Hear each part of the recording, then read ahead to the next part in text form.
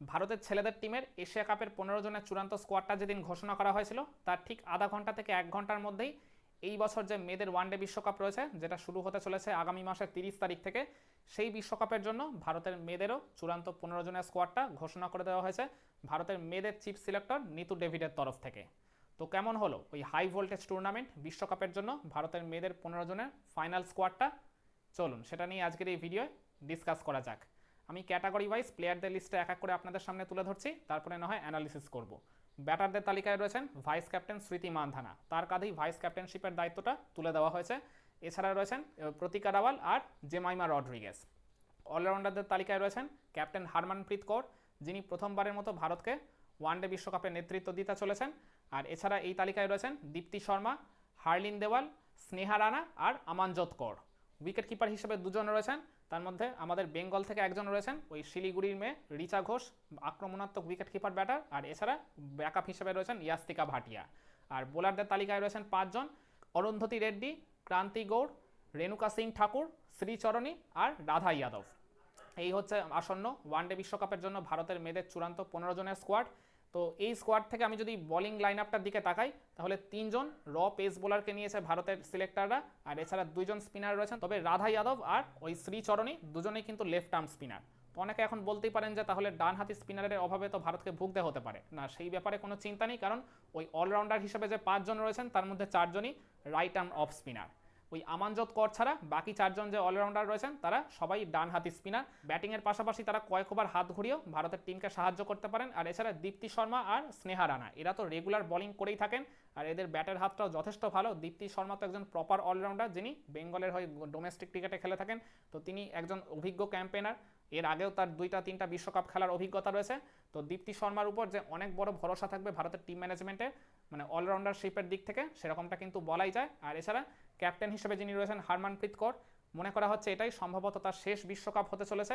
36 বছর তার বয়স হয়ে গেছে ইতিমধ্যেই। তো তার শেষ বিশ্বকাপ, যেটা তিনি আবার ক্যাপ্টেন হিসেবে নামতে চলেছেন, এই বিশ্বকাপটা ডেফিনেটলি তিনি রাঙিয়ে দিতেই চাইবেন। ক্যাপ্টেন হিসেবে হোক বা অ্যাজ আ প্লেয়ার, তিনি বিশ্বকাপটা ভারতকে ডেফিনেটলি উপহার দিয়ে যেতেই চাইবেন। যে একটা বিশ্বকাপের জন্য আমাদের প্রবল আক্ষেপ বা হাহাকার এখনও রয়ে গেছে, মানে মেয়েরা মানে এই সাম্প্রতিক সময় হয়তো খুব ভালো পারফরমেন্স করেছেন সব ফরম্যাটেই, কিন্তু ওই আক্ষেপের জায়গা স্টিল এখনও রয়ে গেছে। আমরা কোনো ফরম্যাটেই এখনও মানে ভারতের মেয়েদের টিম বিশ্বকাপ জিততে পারেনি। আর এছাড়া মেয়েদের টিমের এই 15 জনের স্কোয়াডটা নিয়েও কিন্তু মানে কিছু জায়গায় তর্ক বিতর্ক রয়েই গেছে। রেণুকা সিং ঠাকুর, যিনি এর আগের ওই ইংল্যান্ড সফরে খেলেননি চোটের কারণে, তিনি এখনও শুনলাম যে স্টিল মানে নিজের ওই চোটটা পুরোপুরি কাটিয়ে উঠতে পারেননি, এখনও সেন্টার অফ এক্সেলেন্সে রিহ্যাবিলেশন প্রসেস চালিয়ে যাচ্ছেন। কিন্তু তারপরও ভারতের টিম ম্যানেজমেন্ট বা সিলেকশন প্যানেল তার উপরই আরেকবার ভরসা রেখেছে, তার অভিজ্ঞতাকে এই জায়গায় তারা দাম দিয়েছে, সেই কারণেই রেণুকা সিং ঠাকুরকে তারা ব্যাক করেছে। আশা করা হচ্ছে বিশ্বকাপের আগে তিনি নিজের ফুল ফিটনেস ফেরত পাবেন। এছাড়া সবচেয়ে বড় যে আলোচনার জায়গা সেটা হচ্ছে ওপেনার শেফালি ভার্মার বাদ পড়া। এই বিধ্বংসী ওপেনার লাস্ট কয়েক বছর ধরে টিম ইন্ডিয়ার ওডিআই আর টি20 ফরম্যাটে একজন অবিচ্ছেদ্য অংশ ছিলেন, কিন্তু খুবই সারপ্রাইজিংলি গত বছর শেষের দিকে তিনি ওয়ানডে টিম থেকে বাদ পড়েছিলেন তার ওই ইনকনসিস্টেন্ট পারফরমেন্সের জন্য। একেবারেই ব্যাট হাতে রান করতে পারছিলেন না ধারাবাহিকভাবে, আক্রমণাত্মক মেজাজে ক্রিকেট খেলতে গিয়ে তিনি নিজের বিপদটা ডেকে আনতেন, আর যার কারণে নিজের উইকেট ছুঁড়ে দেওয়ার পাশাপাশি তিনি টিমকেও দেখা গেছে বারংবার বিপদে ফেলেছেন। তো শেফালি ভার্মার জায়গায় তারপর ভারতের টিম ম্যানেজমেন্ট 3 জন আলাদা ওপেনারকে দিয়ে ট্রাই করেছিল, তার মধ্যে রিচা ঘোষল ছিলেন, যিনি মূলত ওই মিডিল অর্ডার বা লোয়ার মিডিল অর্ডারে খেলে থাকেন।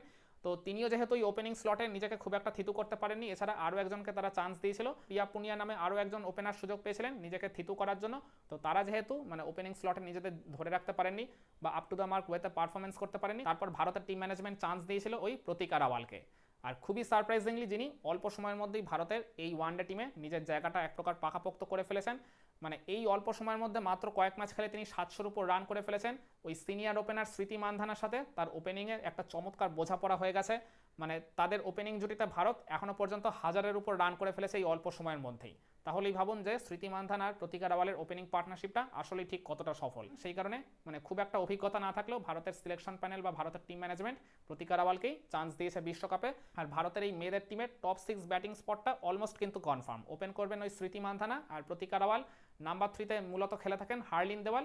তো হার্লিন দেওয়াল বা ইয়াস্তিকা ভাটিয়া, যিনি আরেক সিনিয়র উইকেট কিপার ব্যাটার, তাদের মধ্যেই লড়াই থাকবে ওই নাম্বার 3 স্পটটা আর কি দখল করার জন্য। আর নাম্বার 4-এ খেলে থাকেন ক্যাপ্টেন হারমানপ্রীত কৌর। নাম্বার 5-এ মূলত এই জায়গায় খেলে থাকেন জেমাইমা রড্রিগেজ, যিনি একসময় নাম্বার 3-তে খেলে থাকতেন রেগুলার ওডিআই সাইডে, কিন্তু মানে তার ওই মূলত স্লো স্ট্রাইক রেটের জন্যই তাকে মিডল অর্ডারে নামিয়ে দেওয়া হয়েছিল, কিন্তু মানে দেখা গেছে সাম্প্রতিক সময় ওই নাম্বার 5 নেমেই জেমাইমা রড্রিগেজ কিন্তু মোটা দাগে সফল হয়েছেন। আর নাম্বার 6-এ চলে আসেন ওই আমাদের বাংলার wicket keeper batter Richa Ghosh, যিনি শেষের দিকে নেমে ঝড় তুলে প্রতিপক্ষকে জাস্ট ছাড়খাড় করে দেওয়ার ক্ষমতা রাখেন আর খুবই দ্রুত গতিতে রান তোলার ক্ষমতা রাখেন। তো এই কারণেই বলছি টপ 6 ব্যাটিং পজিশনটা এক প্রকার কনফার্ম। আর ভারতের এই বিশ্বকাপের যে চূড়ান্ত 15 জনের স্কোয়াডটা দেওয়া হয়েছে, ভারত যে এই সাম্প্রতিক সময় এই মাত্র মাসখানেক আগেই ইংল্যান্ডে গিয়ে যে ইংল্যান্ডকে প্রথমবারের মতো 2-1 ব্যবধানে ওডিআই সিরিজ হারিয়ে এলো, ওই সিরিজে যে টিমটা খেলেছিল অলমোস্ট সেম টিমই রয়েছে, শুধু রেণুকা সিং ঠাকুর এই জায়গায় ইনক্লুশন হয়েছেন। ভারতের এই যে টিমটা হয়েছে এইটা কিন্তু ডেফিনেটলি বিশ্বকাপ জেতার মতোই একটা টিম। হ্যাঁ, ভারতের জন্য এই বিশ্বকাপের সবচেয়ে বড় প্রতিপক্ষ বা সবচেয়ে বড় বাধা হতে পারেন ডেফিনেটলি ইংল্যান্ড আর অস্ট্রেলিয়া। সাউথ আফ্রিকা নিউজিল্যান্ডও ডেফিনেটলি মানে তারাও যোগ্য টিম, তারাও কিন্তু যে কোনো সময় যে কোনো মুহূর্তে বিশ্বকাপ জেতার ক্ষমতা রাখেন।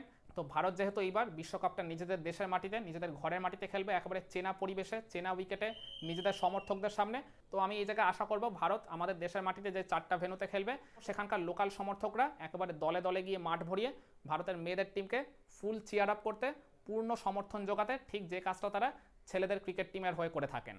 তবে আমি আবারও বলছি, ভারতের মেয়েদের টিম যে এখনও পর্যন্ত কোনো বিশ্বকাপের শিরোপা জিততে পারেনি, এর আগে তাদের সর্বোচ্চ সাফল্য বলতে 2005 আর 2017 এই দুইটা ওয়ানডে বিশ্বকাপে তারা ফাইনাল অবধি গিয়েও ওই ফাইনালের মঞ্চেই তাদেরকে হেরে যেতে হয়েছিল অস্ট্রেলিয়ার ইংল্যান্ডের কাছে। সবচেয়ে ভালো সুযোগ ছিল 2017 সালে জয়ের খুব কাছাকাছি গিয়েও, ট্রফির একেবারে কাছে গিয়েও ওই শেষ মুহূর্তে 7 বা 8 রানের ব্যবধানে হেরে যেতে হয়েছিল।